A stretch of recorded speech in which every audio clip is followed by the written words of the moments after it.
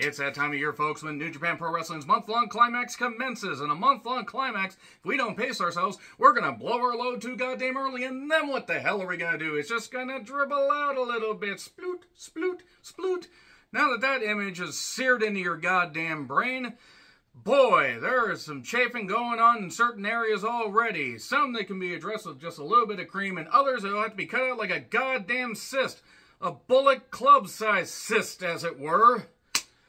Anyway, let's get to it. I'm Joe Renton with my review, New Japan Pro Wrestling's G1 Climax 33, Night 1 and 2 events, A, Block of B, Block of C, Block of She Wants the D, Block of Action. Let me know your thoughts on the tournament so far in the comments, please. You probably can guess what parts I didn't like with these two particular shows. God damn it. There was some good shit on both these nights. But I'm just going to be perfectly honest here, guys. A couple notes. One, this is how you're going to get the videos. You're going to get them Human Centipede together. 2, or maybe even 3 shows. It just depends on work, other projects, and overall energy. Also, if Night 1 and 2 and Night 3 and 4, if those videos don't do all that well, I may just skip to the finals, because there were certain points during both nights where I'm like, I don't want to see some of this anymore. There's stuff I really want to see, but god damn it, cut out the bullshit. Anyway, so let's just get to Night 1. Let's get to Night 1 now. So Night 1 wasn't all that bad. Didn't start out all that bad. At least Kevin Kelly and Chris Charlton on commentary. So Kevin Kelly will not be calling AEW Collision for a bit.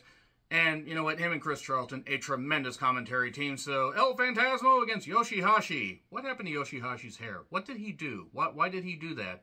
I mean, granted, who am I to talk about somebody's hair?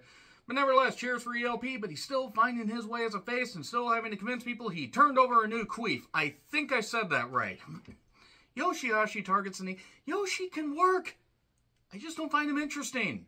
When he's teaming with Goto, it hides the fact that he just doesn't have any personality. There was one point where there's a crash on a tope. That looked really vicious. There was sudden death and then Thunder Kiss 86 off the ropes, not off the, not off the corner. That was pretty goddamn cool. And a bit of other, good offense here. I mean, this wasn't badly worked. It wasn't a bad way to kick it off. Crucifix Bomb 1, 2, 3. ELP at one point had taken a drop kick to the knee and landed badly.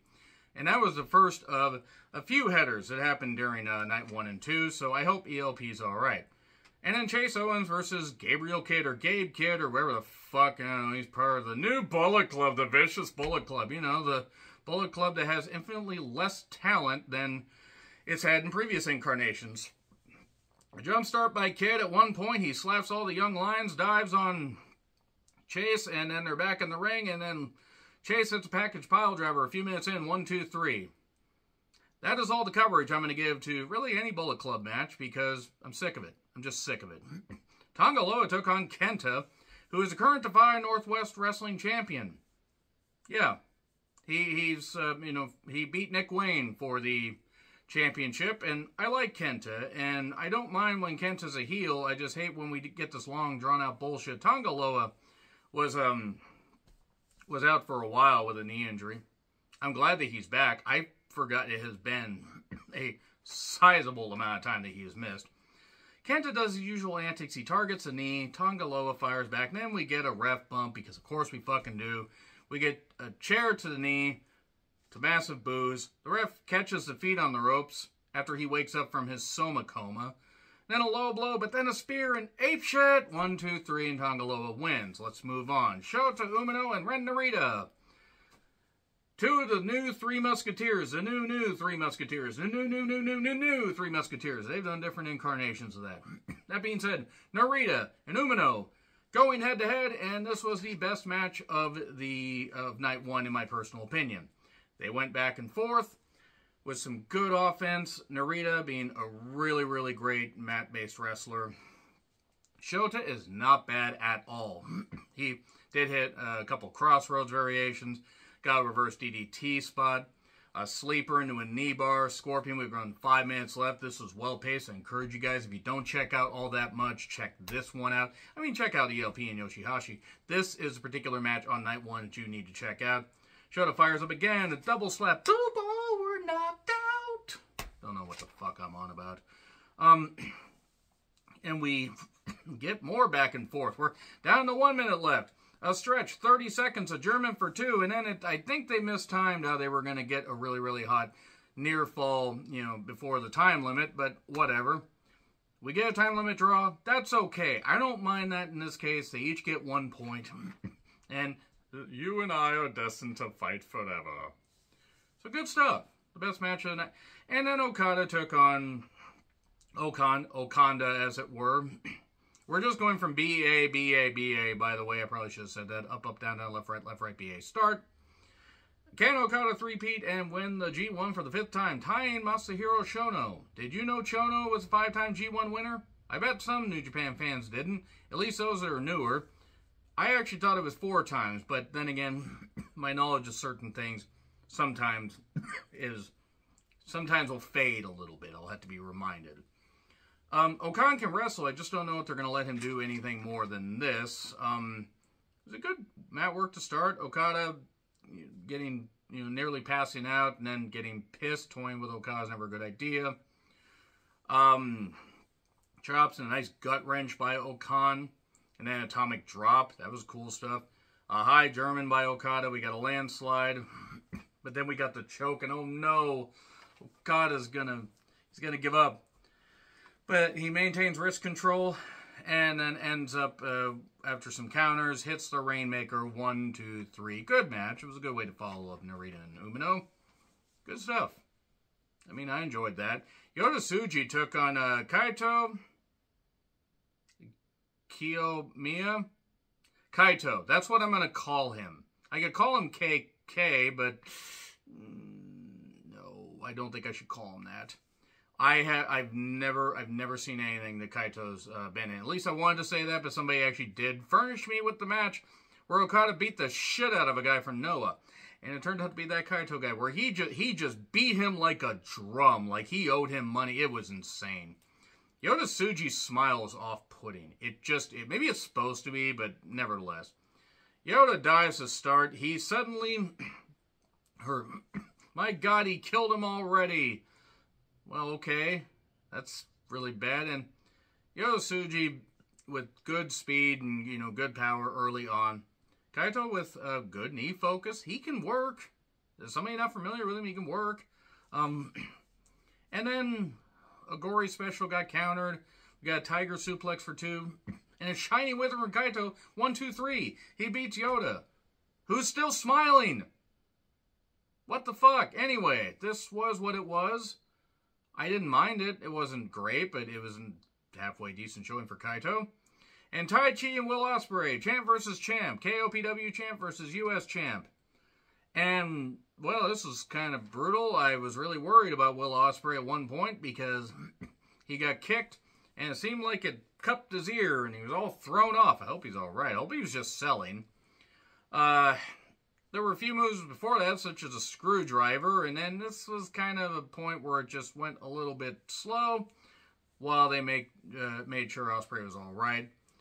You kick, and I'll hit some more kicks. Then a hidden blade, and we get to the ropes, and we get an axe bomber, a bridge, we get some nice back and forth, and then Black Mephisto, 1, 2, 3. Oh, okay. I didn't see that coming, but all right.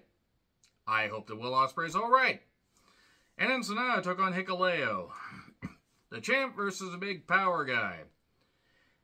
It was alright. It was just so Sanada could bring out Tai Chi and they could celebrate at the end, as 2 of just 5 guys. Hikuleo isn't bad. He needs to be in multi-man matches. Just these singles matches. I don't know how well this is going to work. I mean, he did hit a nice powerbomb at one point. But then we got Deadfall out of nowhere. 1, 2, 3. And there you go. And Sanada brings out Tai Chi and says, see you next time. Night 1, besides Bullet Club antics, wasn't all that bad. Now, night 2. Oh boy, night 2. Night 2. C and she wants the D block of action. We start with C block. Ishii versus David Finlay. David Finlay's Bullet Club. It's not what we're used to. No, because there's infinitely less talent in this incarnation. It's not even that the individuals aren't talented, but the concept of Bullet Club, they need to stop. Just stop. Don't do this anymore.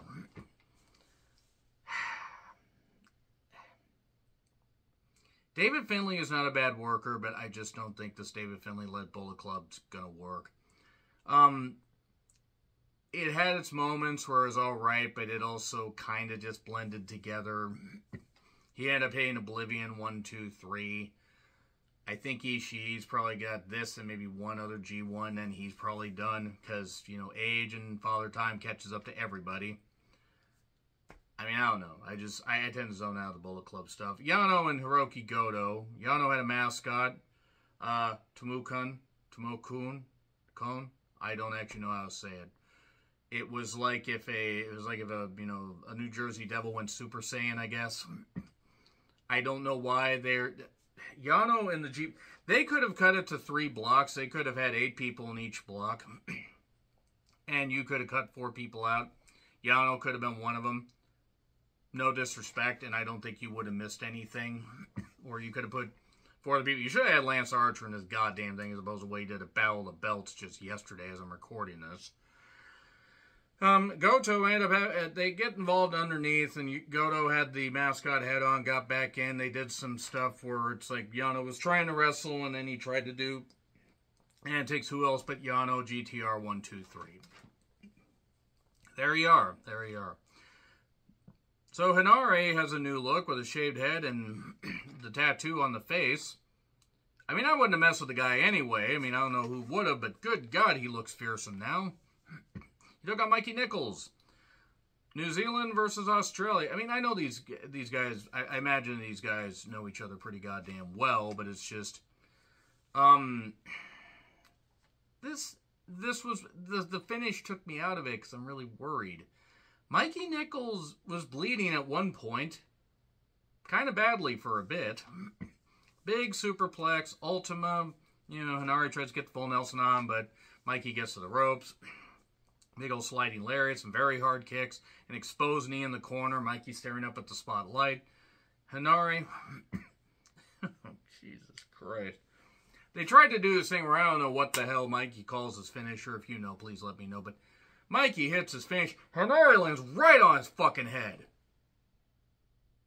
I hope he was able to roll and it was just quick. I watched it 3 times. It looks like he landed right on his head. Mikey wins. I really hope Hinare's alright. I really, really hope he is.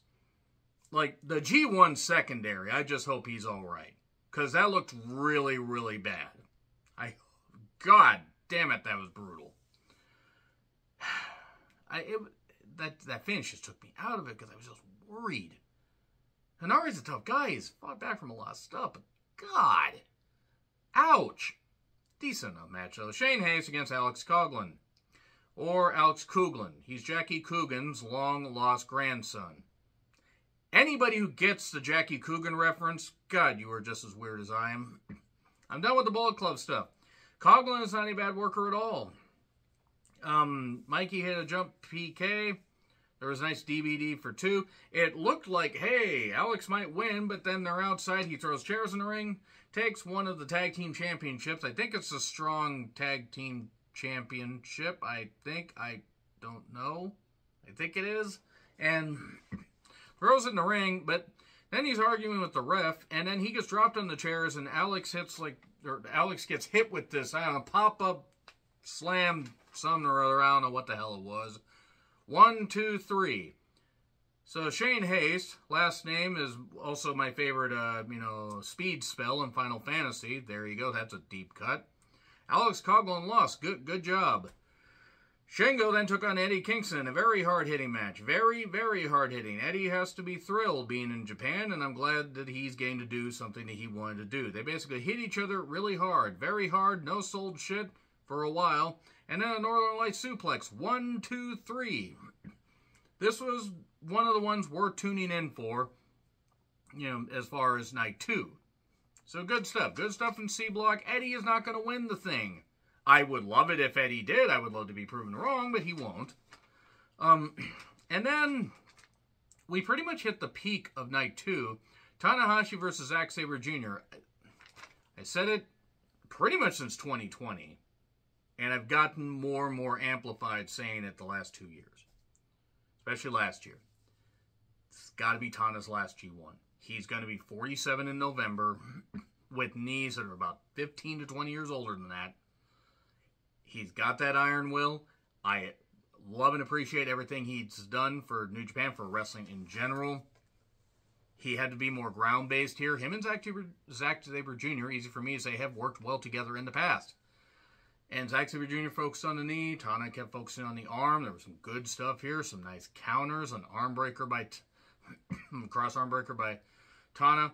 And then suddenly, Zack rolls him up. 1, 2, 3. Gets a big win right there because Tana just wouldn't let go. To be honest, even if he had let go, Zack could have still just held him down. So, I mean, it was kind of a moot point. But there we are. All right. 2 points for Zack. Aren't Tana, Okada, and Ishii the six-man champions? Are they? Because I genuinely forget sometimes who the champions are. Because I only review New Japan on occasion now. There we go, though. Then we get Evil versus Tama Tonga. These are my night one notes. That's what I think of Evil. Bullshit, ref bumps, Gato interfered, everything is Evil 1, 2, 3. Way to make Tama Tonga look ridiculous. This is not heel stuff, this is bullshit. Enough of the Evil stuff, enough House of Torture, enough Bullet Club. Then Jeff Cobb took on Naito. Can Cobb get his first victory over Tetsuya Naito? Well, yes, he did in a fine main event. Naito did hit, a Destino variation at one point. Right after getting hit by a top rope powerbomb. That looked painful. Then the second one got countered, a second Destino, into a Tour of the Islands, but Cobb couldn't cover. And then we got a roll-up for 2, and then suddenly, headbutt to the heart butt, I guess, which doesn't really work. And Tour of the Islands, 1, 2, 3, big pop, good stuff. There we go. There we are. Jeff Cobb gets 2 points, gets his first victory over Tetsuya Naito, and that is it. Okay, so the night 3 and 4 review will be up sometime Wednesday afternoon / evening, and then I'll see where those views are at for this one and that one. And if you don't see me review the whole tournament, it's because the interest just isn't there. That being said, more good than bad, but some of that bad just made me nearly want to turn it off. And this is, again, for the Evil stuff, because it was such fucking bullshit. Agree, disagree with what I said? Like, share, subscribe, Twitter handle in the description. I'm John Retlin. I'll see you soon.